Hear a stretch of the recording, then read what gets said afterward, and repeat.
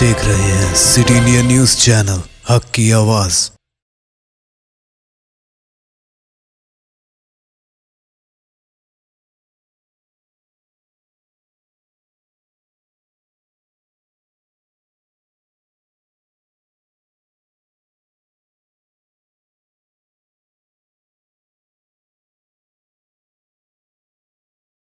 अस्सलाम वालेकुम नाज़रीन, सिटी न्यूज़ में आपका खैर मकदम है।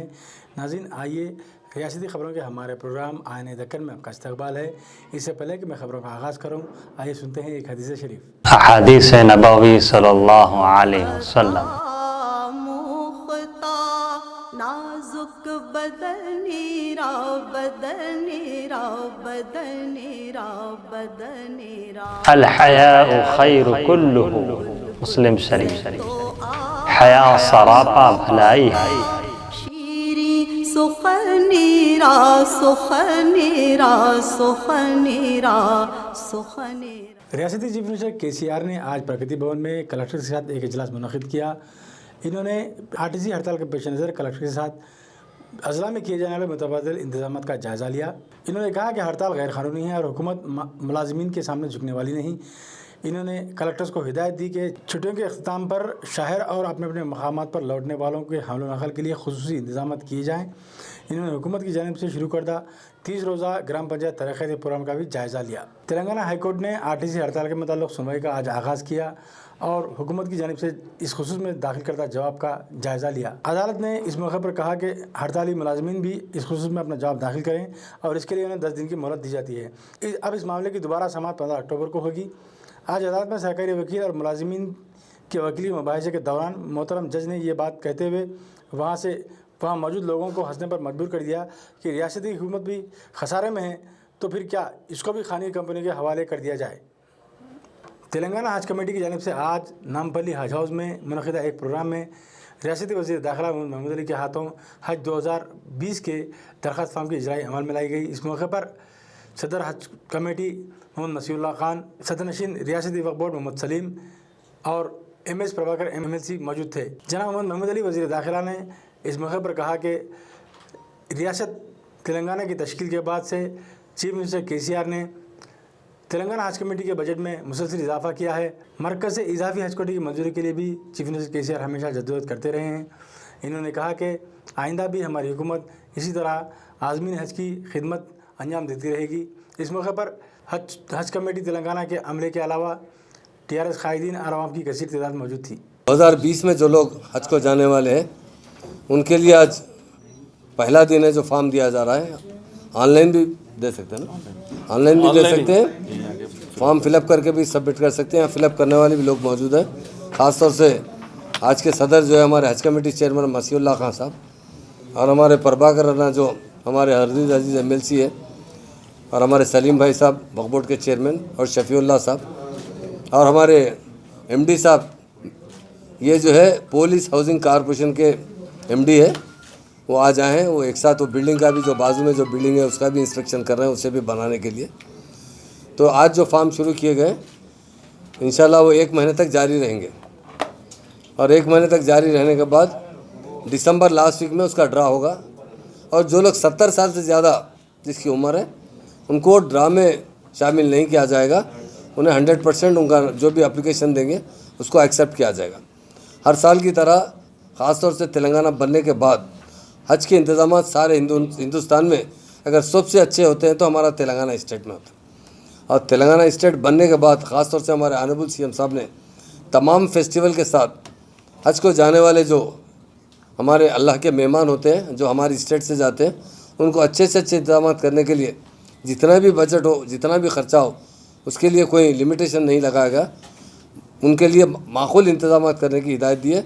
और ख़ास तौर से हमारे चेयरमैन हज कमेटी चेयरमैन मसीउल्लाह साहब बनने के बाद से पहले दिन ब दिन बहुत बेहतरी आ रही थी, मगर पिछले साल बहुत अच्छे इंतजाम किए गए।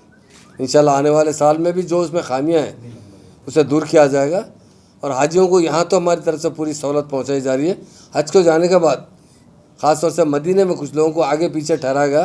कुछ लोगों ने शिकायत की, मगर इस मामले में कुछ दिन पहले हमारे हज कमेटी चेयरमैन और हमारे सेक्रेटरी साहब शफीउल्लाह साहब दिल्ली जाकर सेंट्रल हज कमेटी में ये शिकायत की थी कि हमारे हाजियों को अच्छी से अच्छी जगह वहाँ पर ठहरने का मौका दिया जाए। ये बहुत दूर दूर है तो ये बात नहीं कर सकते। इंशाल्लाह आने वाले वक्त में हम ज़रूर सेंट्रल हज कमेटी चेयरमैन साहब से और सेंट्रल मिनिस्टर साहब से हम रिक्वेस्ट करेंगे। तेलंगाना का भी एक उस डेलीगेशन में हमारे पास हमारे हज कमेटी चेयरमैन हो या किसी को यहाँ से भिजाया जाएगा ताकि वो अच्छे से वहाँ पर जो अकोमोडेशन है उसके इंतजाम देखकर आ सकें, जहाँ लोगों को किसी किस्म की तकलीफ ना हो। अमजदौला फलकनुमा के माजूरीन कॉलोनी फातिमा नगर के मकीनों ने आज फेयर प्राइस शॉप नंबर 408 की दूसरे इलाके में मुंतकिली के खिलाफ एहतजाज दर्ज किया। माजूरीन का कहना था, इस मौके पर कंदा रामलू सदर अम्बेडकर माजूरीन फलाह बहबूद कमेटी ने बताया कि 408 फेयर प्राइस शॉप के डीलर मुस्तफ़ी होने के बाद यहाँ के इस्तेफादा कुनंदगान को शॉप नंबर 406 पर अनाज दिया जा रहा था, लेकिन हालिया दिनों में शॉप नंबर 408 को इलाके से दूर मुंतकिल किया गया, जिसकी वजह से इस्तेफादा कुनंदगान काफ़ी दुश्वारी का सामना कर रहे हैं। इनका कहना था कि इस इलाके में माजूरीन की बस्ती है और माजूरीन अपना राशन लेने के लिए उतनी दूर नहीं जा सकते, और ये भी कहा कि हुकूमत के जानिब से पोर्टेबिलिटी सिस्टम के आगाज़ किए जाने के बाद इस्तेफादा कुनंदगान किसी भी राशन शॉप से अपना अनाज ले सकता है, लेकिन 406 नंबर राशन शॉप पर अनाज देने से इनकार किया जा रहा है।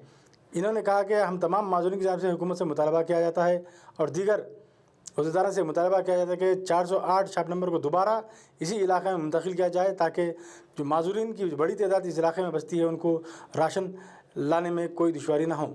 यहाँ दुकान से तकलीफ नहीं है, यहाँ से दूर दुकान डाले हम जाते नहीं, यहाँ अंधेरे लगड़े सब है, हम लोगों को मुश्किल हो जाती। हमारे दुकान से प्रॉब्लम नहीं है, ये दुकान हमको यहीं छोड़ना, हम दूसरी तरफ दूर जा नहीं सकते। कौन जाएंगे, ढकल लेते जाएंगे, लंगड़े चलते जाएंगे, अंधे उठ के जाएंगे। ये पब्लिक की परेशानी नको करो, हमको उठा के हम ला नहीं सकते। हमारे लिए इन्होंने यहाँ दुकान डाले, हमको ये दुकान यहीं छोड़ना, हम दूसरी तरफ दूर नहीं जाते। जो इन्हों बोले ना वही बात है। हमको 10:30 को भी आए तो यहाँ पर हमको राशन मिला, हम उठा के वहाँ थी तो भी हमारे तंदीम यहाँ डाले, यहाँ तक हमारे पैरा में दर्द है। अब वो दुकान की खरीदी ले सकते ना आप, राशन देते पैरा में दर्द है हमारे, ले सकते ना आप। हमको नहीं होना, हमको तकलीफ नहीं, हमारे नहीं लेके जा सकते, हम नहीं लेके जा सकते। हमारे कभी भी आंधे हमारे दुकान है, ऑटो नहीं मिलता बल्कि लगा क्या करते हैं, हमको सुकून से राशन देते, इत्मीनान से देते, हमको तकलीफ नहीं है। दुकान यही छोड़ना हमारे। लेकिन जो है 100 का 30 ये 100 ऑफिस वाले इंस्पेक्टर मिलके फिर ये दुकान से 408 हमारी दुकान शिफ्ट करे। सब शिफ्ट कराए तो वहाँ एक जंक्शन है, नाबीना साहब मेट्टे लेने के लिए जाके वो जंक्शन में लग के नीचे गिर गया था। इसके लिए हम बोल रहे का 1 साल से ये दुकान में चल रहा, अभी भी यही दुकान को अटैच करके हमारे को मेंटेनेंस करना बोल गए, गुजारिश कर रहा हूँ। और ऑफिसर अगर नहीं करे तो अगले फिर से फैसला हुए तक मैं भूख हड़ताल बैठने वाला हूँ। आज फातिमा नगर की अवाम ने बहादुरपुर के एमएलए जनाब मौज़म खान साहब को फ़ोन किया था कि जो यहाँ पर अंधे लंगड़ों की बस्ती से पहले राशन शॉप की दुकान पर राशन नहीं दिया जा रहा है। जो अली मियाँ वो दुकान चलाते हैं। जब मैं एमएलए साहब के कहने पर यहाँ आया तो यहाँ मैंने देखा कि जो है एमएलए यहाँ की पब्लिक को राशन हकीकत में नहीं मिल रहा है, लोगों को बहुत देर तक ठहरना पड़ रहा है। जब मैं दुकान वालों से बात किया तो दुकान वालों ने कहा कि जो है यहाँ पर पहले 2 दुकानों का राशन एक जगह आता था और इसमें जो है हमारे को सहूलत होती थी, लेकिन अब उनकी एक दुकान अलग कर दी गई है, जिससे आवाम को काफ़ी परेशानी हो रही है। इंशाअल्लाह मैं ये बात को लेकर एमएलए साहब के पास जाकर इसकी तफसीलात से एमएलए साहब को वाकिफ़ कराऊंगा और हत्ता मुमकिन ये कोशिश करूंगा। आज Shamshabad Rajiv Gandhi international airport police station से 2 अक्टूबर को कनका परमेश्वरी मंदिर में सरखे की हुई वारदात के सारिक को गिरफ्तार कर लिया गया। एसीपी शमशाबाद के मुताबिक आज सुबह साइकिल मोटरों की तलाशी के दौरान फिंगरप्रिंट्स की भी जांच की जा रही थी। ऐसे में एक शख्स सैयदन राज की उंगलियों के निशान भी जैसे ही लैपटॉप पर लिए गए फौरी तौर पर इस आदि सारिक की तमाम तफसीलात रूनुमा हो गई और इसको फौरी गिरफ्तार कर लिया गया। इस शख्स को इससे कबल भी 2009 में आसिफ नगर पुलिस की जानिब से सरखे की वारदात में गिरफ्तार किया गया था। अपने ज़ाती अखराजात के लिए भरपाई के लिए ये शख्स आदि सारिक बन चुका है। पुलिस ने इसके पास से 130 ग्राम सोना और 200 ग्राम चांदी बरामद की है। మా దగ్గర ఒక టెంపుల్ అఫెన్స్ అయింది. ఇక్కడనే మన ఓల్డ్ పోలీస్ స్టేషన్ పక్క దగ్గర టెంపుల్లో దొంగతనం కావడము, ఆ టెంపుల్ యాజమాన్యం వాళ్ళు మనకు కంప్లైంట్ ఇవ్వడం జరిగింది. ఇమీడియట్ కేసు రిజిస్టర్ చేసినాము. అయితే ఈ టెంపుల్ దొంగతనాలు ఎవరెవరు చేశారని చెప్పి మేము విచారిస్తున్నాగా ఇప్పుడు ఒక ధనరాజ్ అనే వ్యక్తి ఒక నిన్న నైట్లో అనుమానాస్పదంగా సంచరిస్తుండగా మా క్రైమ్ పార్టీ వాళ్ళంతా టెంపుల్ విషయంలో విచారిస్తుండగా ఆ పాపులర్ మిషన్ అనే ఒకటి ఉంటుంది. ప్రతిరోజు మేము ఆ పాపులర్ మిషన్ తీసుకుపోయి అందులో ఫింగర్ ప్రింట్స్ చెక్ చేస్తుంటాం.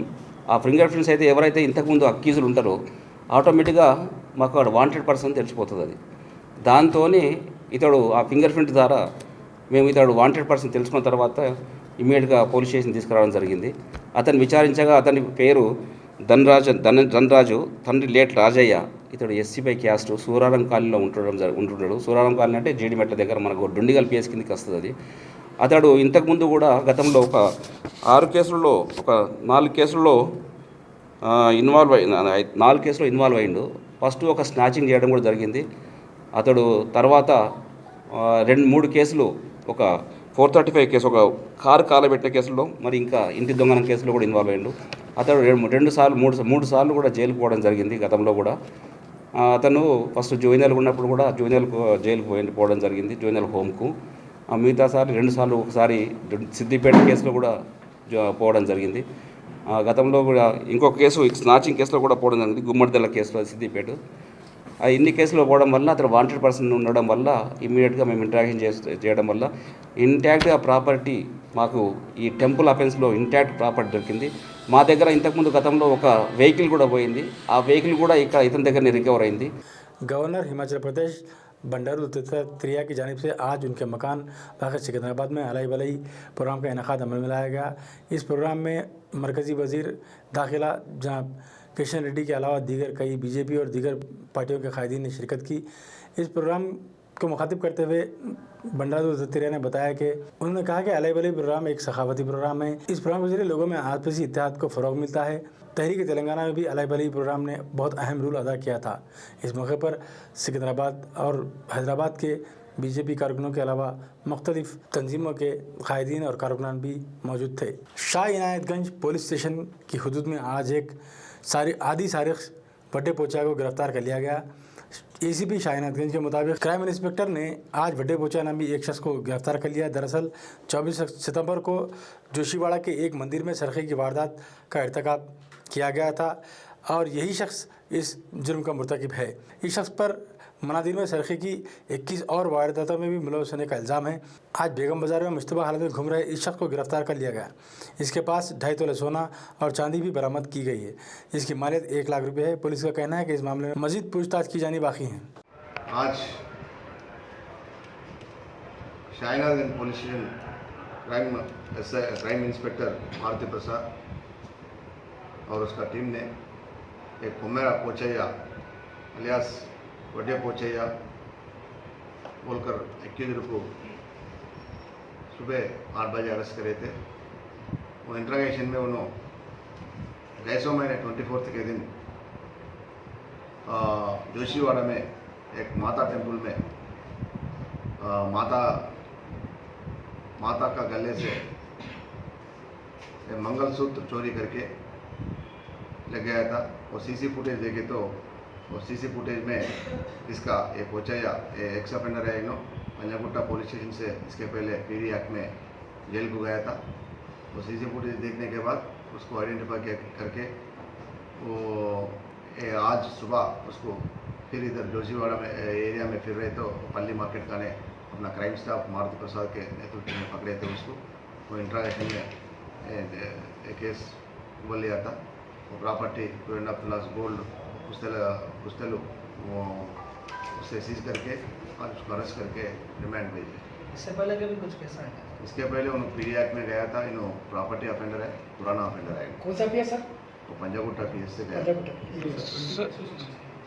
20 केसेस में इन्वॉल्व हुआ करते इसके आइए नाज़रीन, अब मुझे मोहम्मद तकी हुसैन एडिटर सिटी न्यूज़ को इजाज़त दीजिए और देखते रहिए आपका अपना पसंदीदा चैनल सिटी इंडिया न्यूज़।